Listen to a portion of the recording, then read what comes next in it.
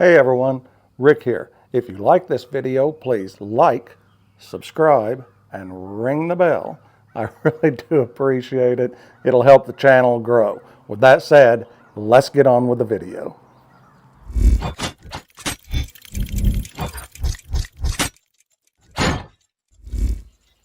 Hey guys, today what I want to discuss is I had taken a poll on my YouTube channel of current subscribers, and they came back and said that they would like me to do a video on what Isaan women like.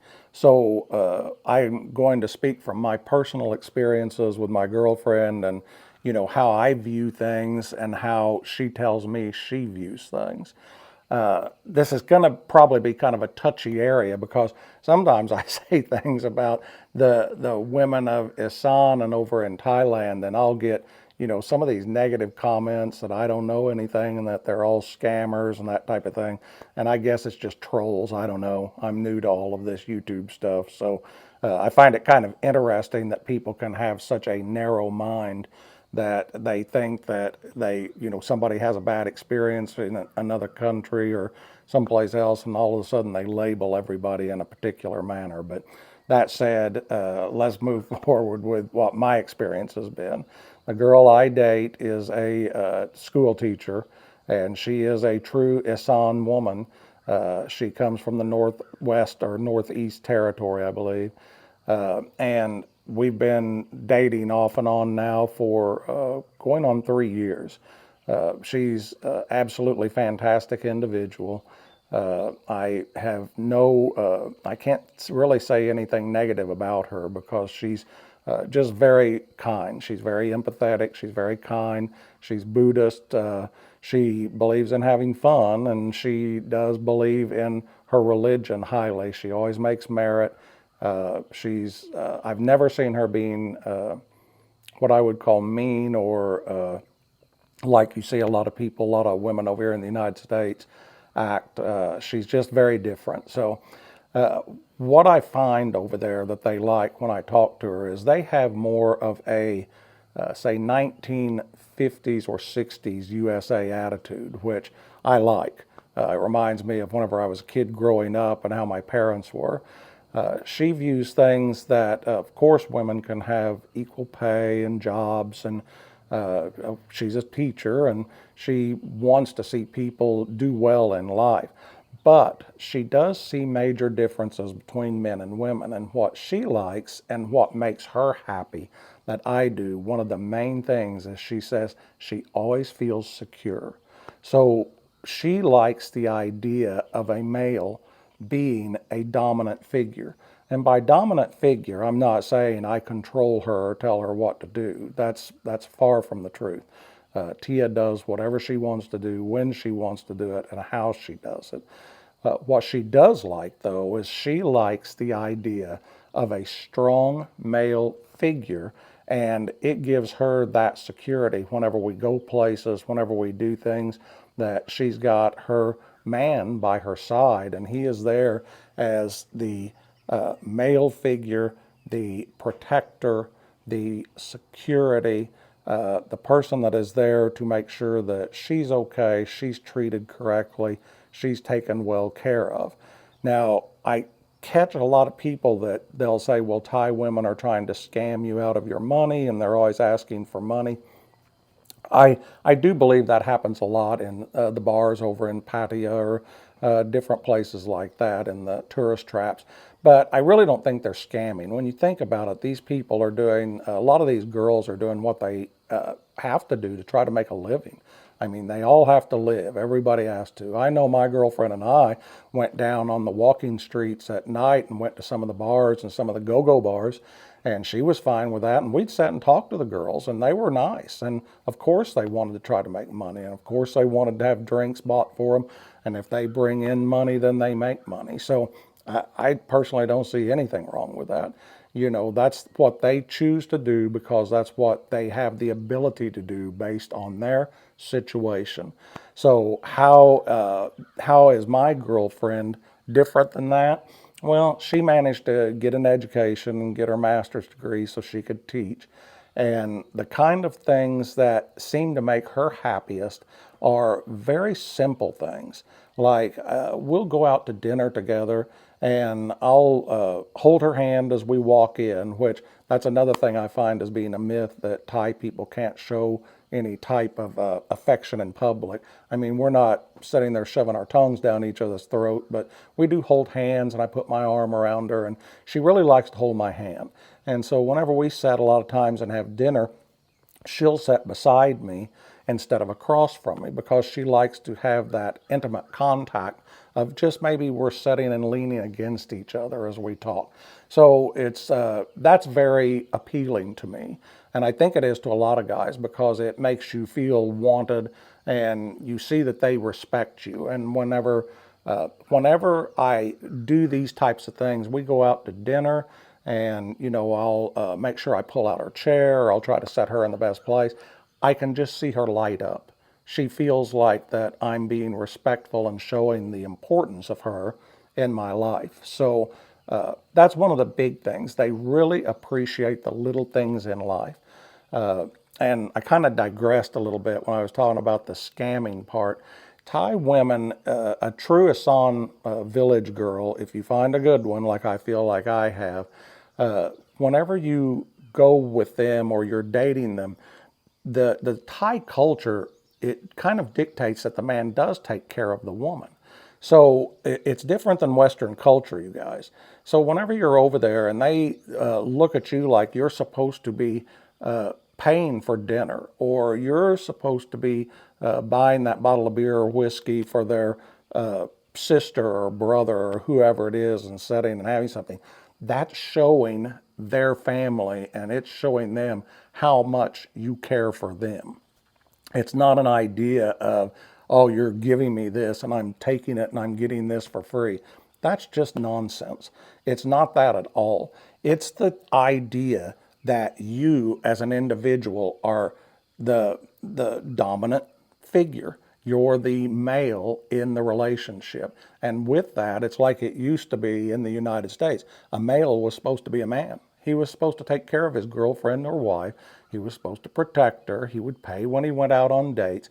He would do all these types of things. And this in their culture goes a little bit deeper. Whenever you're doing that for them, it shows their family and friends how much you care for them, that you're just not some farang that's over there trying to take advantage. So it's not about the money. It's not about them taking something from you. It's about, you showing how much you care and them having that feeling of security and loving and caringness coming towards them and their family seeing that, their friends seeing that. And it's not like you're going over there and you're spending hundreds of thousands of dollars. I'm talking about you go out and you buy a few beers and dinner. Or once in a while you go over and you buy all of the food and you take back into their home and you invite their family over, their brothers, their sisters, maybe their friends, and you all just sat and have a nice dinner together, and they're just very appreciative of it, and you're showing that you are doing this for your girlfriend. Uh, and from what I understand, a lot of the men in Thai culture, they treat women different than Western men do. They're a little bit more. I really don't even know the word. They don't treat them bad necessarily, but they don't treat them with as much, let's say, respect and lovingness as men from Western countries do, or some different areas from around the world. So the Thai women, whenever they see a man come over and he is, just very loving, he's very polite, he's very kind, he's attentive, and he worries about if she's sick, are you feeling okay? If you go out somewhere, you're holding her hand, you walk up, you open a door for her. Those type of things mean the world to an Isaan woman, a good Isaan woman. And when I was there, I also noticed that this wasn't just my girlfriend. I noticed a lot of the other women and people in the village, when I just showed this type of respect to those people, they would do things like they'd come over and just out of the blue maybe bring me a sack of oranges, which is a big deal over there. And, they gave that to me like at Christmas when I was there. And just because when I would go on a morning run or a walk, I always waved and I said hello, or I said Swadee which is, hello in Thai. And, even though I don't speak a lot of Thai, I'd try to communicate and let them know that I respected them and that I was happy to see them. And whenever I did this, a lot of these women in the village were just, I mean, they were smitten. They were so happy to see somebody wave. So it got to where when I'd come down the road, they'd start laughing and waving automatically. So as far as how you treat somebody over there, the women, what I see to kind of summarize this that they like, as I try to think about it, is, if you are polite, which, just means, come on, guys, just be polite. I know that's something we seem to be losing in the USA, but, just general manners.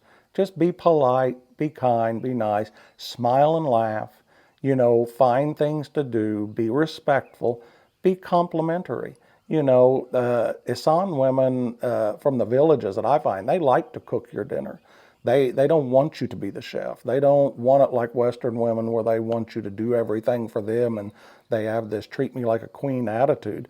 It's just not like that. And that's why I think so many men go over to Southeast Asia now, is because it's so much easier to find a mate that is more traditional. So a lot of older guys will go over there, guys in their middle age, and now then a lot of younger guys, because younger guys aren't dating in the USA. They're getting sick of this feminist attitude. So they're going someplace to where they can find more traditional values. They've had the big passport brother movement, all of that. And, I'm sure there's cases where they go for the wrong reasons, but man, I met a lot of men over there of all ages that were going because they were just sick of how they were treated back home. They were sick of the feminist movement. They were sick of Gen Z attitude.